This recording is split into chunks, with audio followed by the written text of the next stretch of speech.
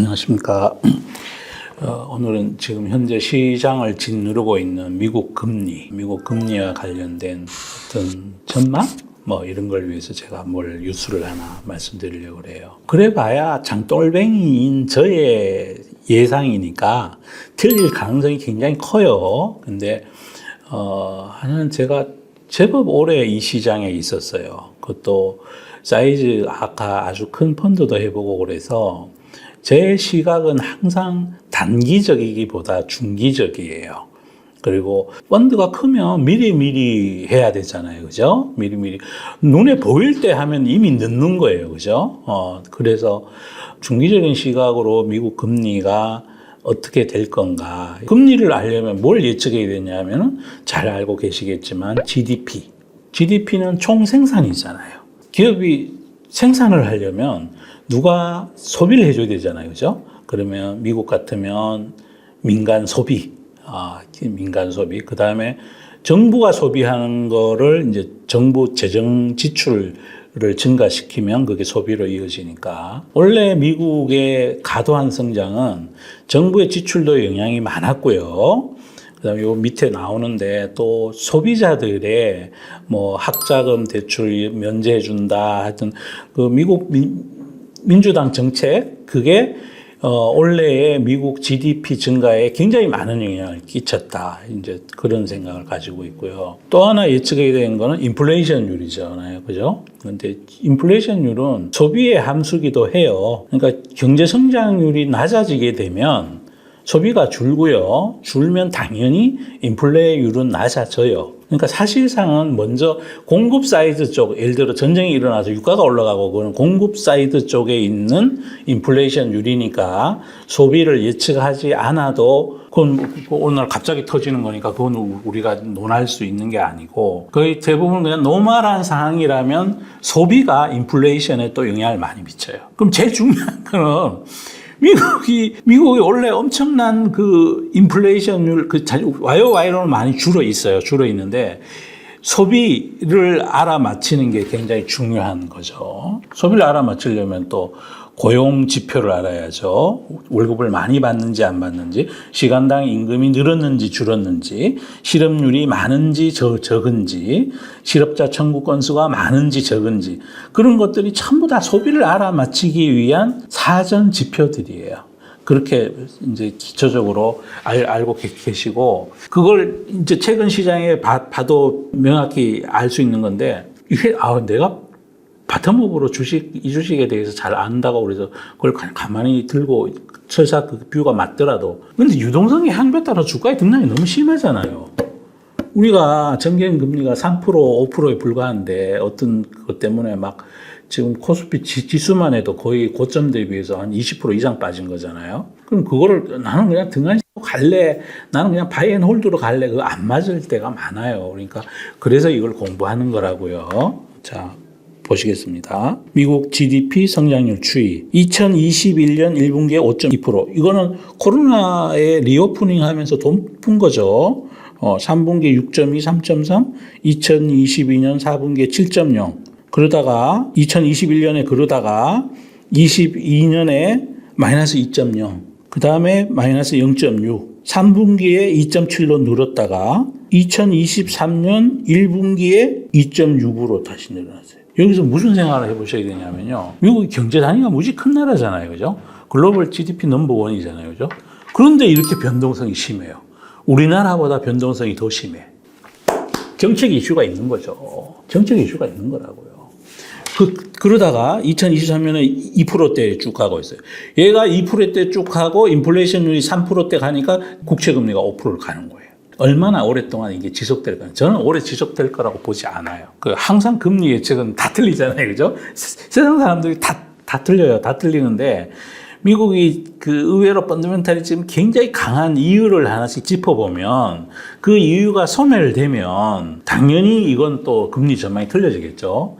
현재 시장의 컨센서스는 패드워치가 그 컨센서스를 보여주잖아요. 패드워치 기준으로 하면, 올 연말까지는 금리를 안 올리다가, 내년에 가서 한 7월경쯤 돼서부터 금리를 내리지 않겠나 이렇게 보고 있어요. 그런데 패드워치 전망조차 매일 업데이트가 되잖아요. 그러니까 사실 아무도 모르는 거예요. 아무도 모르고 아마 시장 컨센서스가 거기에 가 있다 정도로 이해하시면 되고 이제 데이터가 나오겠죠. 그래서 자, 또 보겠습니다. 미국이 오는 26일 최소한 4%가 넘는 3분기 경제 성장률을 발표될 것으로 예상된다. 그런데 현재 경기 효용이 침체로 급변할까라는 우려가 제기되고 있다. 원래 연초만 해도요, 미국이 하드랜딩 하면 어떡하나 하는 게 유튜브에 많은 분들이 얘기하던 거였어요. 아니, 하드랜딩 하는데 어떻게 GDP가 분기로 4% 성장하고 지금 봐보세요. 2.7, 2.6, 2.2, 2.1 이러잖아요. 그러다가 이번에 이제 4가 나온다는 거죠. 4가 나올 때 저는 미국의 금리가 시장 금리가 피크 아웃 하지 않을까라는 기대를 가지고 있어요. 현지 전문가들 사이에 미국의 올해 3분기 성장률은 4%는 물론 5%까지 넘을 수 있는 전망이 나왔다. 이게 오늘 우리 시장에 영향을 많이 미친 거예요. 월스트리트 저널이 이코노미스트를 대상으로 조사한 결과 올 3분기 GDP 성장률 잠정치는 4.7, 애틀란타 연방준비은행의 경제 예측 모델인 GDP 나오는 3분기 GDP 성장률 5.4, S&P 글로벌은 5.6, 다 위로 솟구쳐 올라가요. 미국 GDP 성장률 5%를 넘기는 것은 2010년 코로나 팬데믹이 시작되던 2020년 초까지 딱 한 번밖에 없었대. 와우, 서프라이즈. 중국이 원래 연간으로 5% 갈 거라 그러잖아요. 최근에 CT가 전망을 높였어요. 4.7에서 5.1로. 그런데 중국하고 미국은 좀 다르잖아요. 미국은 소비가 성장의 주된 원인인 나라고. 그러니까 국민 전체가 다 컨센서스 내가 이거 쓰자 이래야 된다는 거고, 중국은 투자가 영향을 많이 미치고 수출에 영향을 미치는 거니까 달라요. 그러니까 중국은 정부에서 만들 수 있어요. 일시적으로. 미국은 잘 안 만들어져요. 또 미국인들은요, 나라 말 잘 안 들어요. 제가 언제 수업하면서 말씀드렸는데 서구인들은요, 한국인, 이 동양인보다 훨씬 개인주의적이에요. 전쟁을 하라고 시켜놨는데 월급 적다고 전선을 이탈해서 일개 연대가 고향 앞으로 가야 했다니까 1차 세계대전에. 기대와 다른 성장과 이처럼 가열에 가까운 경제는 전혀 기대되던 것이 아니다. 미국 경제는 원래 1분기에 2분기 2%대의 성장을 보이는 뒤 급격한 금리 인상에 반응해 낮아질 것으로 전망했다. 이게 우리 컨센서스였다고요. 그래서 코스피가 2,700 얼마까지 가고 그랬던 거죠. 연준은 지난해 3월 연방기금 금리를 이건 다 알고 계신 거고, 그래서 대출 비용을 누려 경제 양대축인 소비자 지출과 기업 투자를 억제하기 위해서였다. 그런데 주택 판매 및 건설은 금리 상승에 따라 급감했다. 그런데 어젯밤에 나온 데이터는요, 주택 착공 면적이 또 더 늘었어요. 그래가지고 또 시장이 그걸로 또 나스닥이 더 많이 내렸어요. 다음은 0.3 내리고요. 또 연간 소비 물가 상승률 지난해 최고인 9.7에서 9.1에서 3.7로 낮아졌다니까요. 자, 이제 여기서부터가 이제 호황의 이유. 여기서부터 잘 우리가 봐야 된다고요. 충분한 일자리. 이게 소비를 자극하겠죠. 그러면 또 물가를 덜 내리게 만들 거고. 하지만 소비자 지출과 기업 투자는 예상만큼 줄지 않았다. 이유는 실업률이 4%를 넘지 않은 빠듯한 고용시장 수급 때문이다. 일자리를 원하는 사람이 대부분 일자리를 얻는 구간이 된 거예요. 두 번째, 이것도 중요해요. 둘째, 미국 정부의 대대적인 재정 지출 때문이다. 바이든 미국 대통령은 친환경 산업을 지원하고 제조업 시설을 미국 내로 유치하기 위해서 수백억 달러 보조금을 지원. 이 돈이 민간에 예를 들어 공장 짓는데 주면 그게 건설회사를 통해서 건설 노동자들에게 또 화학회사, 철근회사 거기 다 GDP를 증가시키겠죠, 생산을. 그리고 임금 받은 걸로는 소비해서 또 인플레이율과 민간 소비를 또 증액시켰겠죠. 그 다음에 정부의 재정 지출이 기업에 흘러들면서 침체에 빠지지 않고 이 얘기예요. 또 3분기에는 미국의 무역 적자가 급감하면서 GDP 성장률을 1포인트 이상 기회했을 것으로 추산된다. 미국의 대통령 선거는 경제 선거잖아요. 해마다 매번 그래 왔었어요. 이번엔 어떨지 모르겠어요. 바이든 행정부 입장에서 내년 선거를 앞두고 이런 성적표를 내고 싶었을 거 아니에요. 그래서 그게 가잉된 미국의 GDP 그로스를 만든 거고 인플레이션의 하락 속도를 늦추게 만들었고 그게 또 민간 고용과 시간당 임금 이런 거에 다 영향을 미치고 있는 거다. 라고 생각해 볼 수 있지 않을까요? 그런데 경제가 이렇게 호조세를 계속하기는 어려워 보인다. 일단 임금 인상률이 인플레이션을 앞서지 못하고 있어서 임금 인상률이 인플레이션을 못 따라가면 소비자들 구매력이 줄까요, 늘까요? 줄겠죠. 아니 물가는 10% 올랐는데 월급은 5%밖에 안 오르면 임금이 깎인 거잖아요, 실질적으로. 그래서 이 인플레이션을 떨어뜨려야 된다고 각국 정부가 이러는 거거든요. 그래서 그러면 소비자 지출이 좀 줄지 않겠나, 이렇게 지금 추정을 하는 거고요. 그 다음에 또 있죠. 금리가 올라갔으니까 차입 비용이 너무 커졌잖아요. 그러면 가감하게 투자할 수 있는 여력이 기업들한테 없겠지요. 그래서 많은 이코노미스트들은 미국 경제가 4분기엔 둔화할 것을 보고 있다. S&P 글로벌 아까 이번 분기를 5.6으로 봤던 데가 1.7로 낮아질 걸로 예측을 한대요. 둔화가 뭐 마켓 워치는 3분기 경제 호량을 누렸다고 조만간 침체가 없을 거라는 뜻은 아니다, 뭐 이러면서 이제 얘기를 한 거죠. 그리고 만약에 5%대가 나오면요, 미국 정부에서도 야, 이러다 큰일 나겠다 그러면서 정책을 바꿀 수 있어요. 그래, 원래 성장률은 요만큼 땡겼으니 내년에는, 그리고 또 미국은요, 금융자산의 70% 이상이 주식에 가 있거든요. 미국 주식시장 망가지면요, 대통령 선거 못해요. 무조건 미국은 전 국민의 자산의 부에 상당히 많은 부분이 주식시장하고 연관이 있어요. 우리랑 다르게. 우린 부동산에 70이 가 있는 나라잖아요. 그래서 얘는 미국의 주식시장이 기조적으로 계속 하강하게 되려면, 그 얘기는 즉슨 지금 주식만 망가지는 게 아니잖아요. 채권은 금리 올라서 터지고 주식은 내려서 터지고 양방으로 터지고 있는 거예요, 지금. 이렇게 해서 선거를 어떻게 하겠어요? 내년에 필히 잡아야 돼요, 이걸. 잡으려면 정부에서 할 수 있는 수단이 있다 이거죠. 재정 지출을 좀 줄이면 돼요. 그렇게 가지 않을까. 어쩌고저쩌고 있어요. 뭐, 이거 이제 과거 사례를 들어서 한 분기 좋으면 그 다음에 침체 간다는 거를 여기 과거를 얘기하고 있고요. 침체 확신하는 전문가들.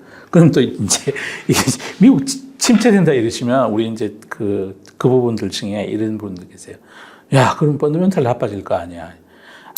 그거보다가 지금 주가 떨어진 게, 가격이 낮은 게 더 심하다니까요.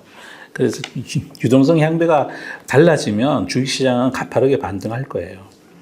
침체 확신하는 전문가들. 지금도 경기 호황인 것처럼 보이지만 조만간 침체가 당길 거라는 전망이 적지 않다. 경기가 침체한다고 해서 주식시장이 내린다고 생각하시면 안 돼요. 그런 착각을 하시는 분들이 많아요.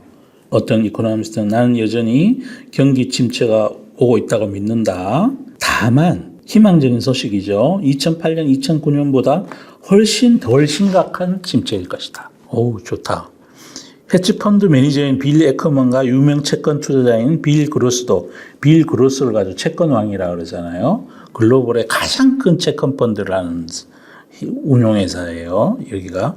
빌 그로스도 미국 경제가 곧 침체에 빠질 것으로 보고 있다. 그래서 뭐 미국 경제는 데이터가 시사하는 것보다 더 빠르게 둔화하고 있다. 채권 공매도 포지션을 모두 청산했다고 밝혔다. 선수들은 이제 슬금슬금 채권을 사기 시작한다는 거예요. 팔아놨던 채권을 사들이고 있다는 거죠. 채권 운용사인 퍼시픽 인베스트의 공동 창업자인 그로스도 올해 안에 침체에 빠질 것 했다. 그리고 뭐 경제 활동 약화가 이미 시작이 됐다. 여기에 이제 이런 얘기도 해요. 미국 소비자들이 코로나 팬데믹 때 저축해둔 자금은 이제 소진이 됐고, 높은 대출 금리로 소비 여력은 줄었다. 그 다음에 또 하나 중요한 거 있어요. 미국 정부가 탕감해 주려던 학자금 대출도 10월부터 다시 상한이 시작됐다. 그래서 미국의 대부분 직장인들은 학자금 대출을 다 갖고 있어요. 그리고요, 우리나라는 대학 등록금이 가령 아무리 비싸 봐야 뭐 한 반기에 500, 600 뭐 이러잖아요. 그러면 4년을 다녀도 2천만, 뭐 4천만 원? 5천만 원 이러잖아요. 뭐 의대를 다니면 더 많겠지만 미국은요, 1년치 등록금이 7천만 원, 8천만 원이에요. 그러면 4년 동안 대출을 받았으면 거의 한 2억 8천, 3억 되는 거예요.